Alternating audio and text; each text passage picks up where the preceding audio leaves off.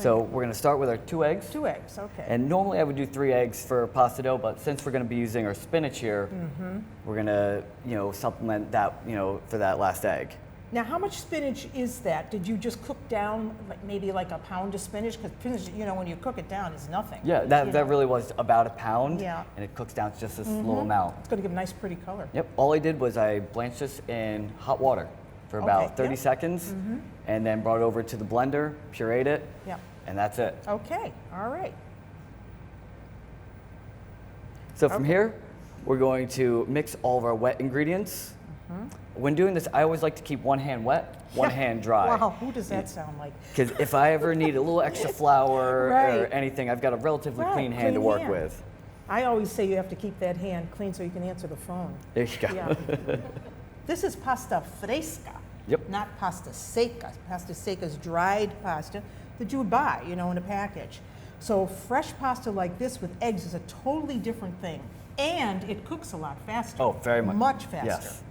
Yeah, this pasta, pasta fresca, it takes a minute and a half to cook tops. Not long. So you can see it's just by letting it rest, and the dough has really come together. It's going to be nice. Easy, it's not tacky. Yep, it's going to be nice and strong and get a real good stretch out of our dough. Yeah.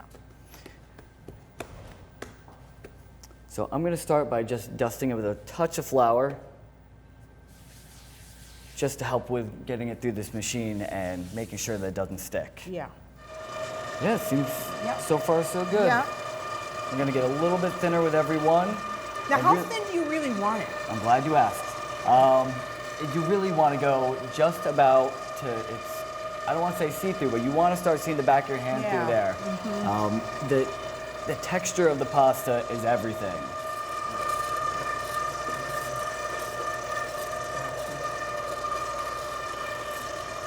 I'm just going to do one more pass and just get it a touch thinner.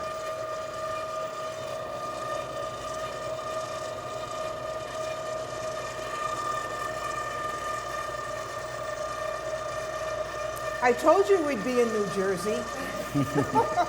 Keep going. All right, that's looking good to me. You can see how you just barely start to see. Yep. Okay. Wow. Okay. Yeah. We've got a beautiful nice sheet. Spinach pasta dough Yeah, there. and it's, you can just about see your hand behind that. Yeah. Okay. A lot of people think that you have to have semolina for different, for pasta making in general. No. But no, not it's for fresh pasta. Nope, it's a regional difference. Right. It's, whether you're making fresh or if you're making egg pasta, eggless pasta. It's really... Yeah, and this is going to allow you to unfold that. Exactly. Because the semolina is there. It acts like a little, abrasive, really. Yep. To give you that. So this is now your linguine cut. Yep. Yeah. And you can, this whole process we've done, you can make this into whatever shape pasta you want. Yeah. If I want to cut it thicker, I get a pappardelle. You get pappardelle. If You I could wanna make a cut- lasagna sheet out of this. Exactly, yep. Yeah. Okay. So now this is the sauce, right? Yep. Okay. We're going to start making our sauce. We're going to heat up our pan with a little touch of olive oil. And then we're going to use our guanciale. Okay. This is a This is very, the very best. Roman, ingredient. Yeah. This is basically cured pork jowls. So these are... This part. Yep. Pig. This took about 3 months to make. I just took it down this morning. Yeah. It's beautifully cured and Nice and white fat line there. Beautiful. Yep. Yeah. This is something, if you see guanciale in a recipe, you're eating Roman food. You know you're eating Roman food. Okay. So we're gonna bring that in there and Yeah. crisp it up. And it's gonna be a big base of flavor for our sauce. Yeah. There go our shallots, right? Yep. We got Yeah. some shallots, nice thinly sliced garlic. We're gonna let those just cook for a moment in there. Okay. Just really soaking in all of that fat from the guanciale. Yes. So then we're gonna bring in a little bit of butter. Okay. When I say a little bit, in Yes. restaurant terms, it's It's a little all bit. relative. And then we're gonna go ahead and start cooking our pasta. Okay.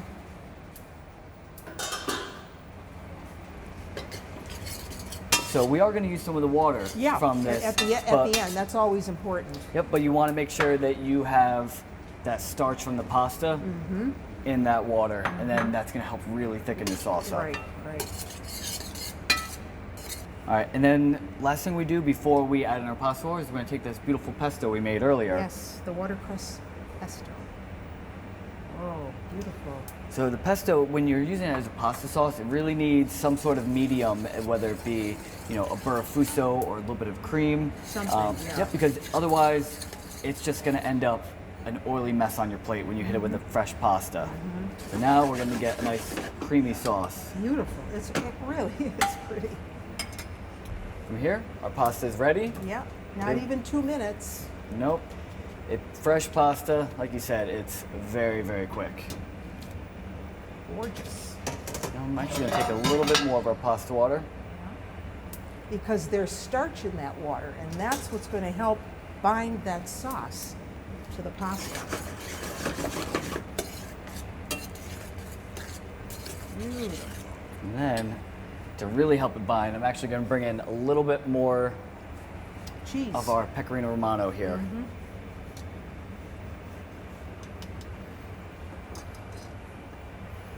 And it's really gonna help thicken it, and really cling to that pasta. Beautiful.